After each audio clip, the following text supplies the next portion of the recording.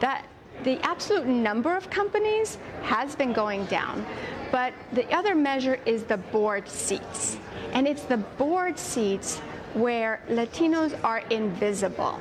In fact, Russell 3000 companies, Latinos hold 2%, a mere 2% of those seats, yet the population, we're nearly 2 in 10 Americans, and there is ample talent. You've seen 3% population growth, but less than 1% board seat growth overall.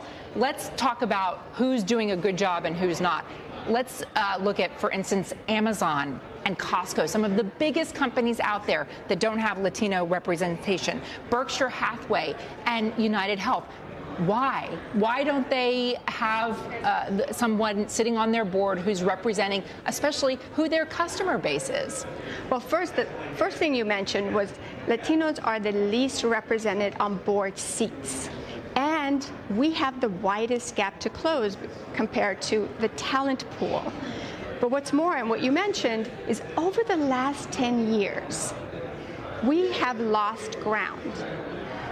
And this is, the numbers only went up 1%, and the population 3%. So these companies are really losing out. Exactly. Why does it matter to the bottom line of these companies? Right. Well, the most important thing is this is not just about the right thing to do.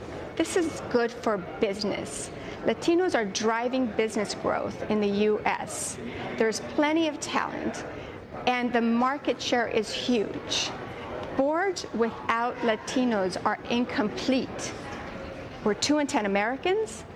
We're driving 28% of GDP growth in this country. Our market share is growing 70% higher than any other group.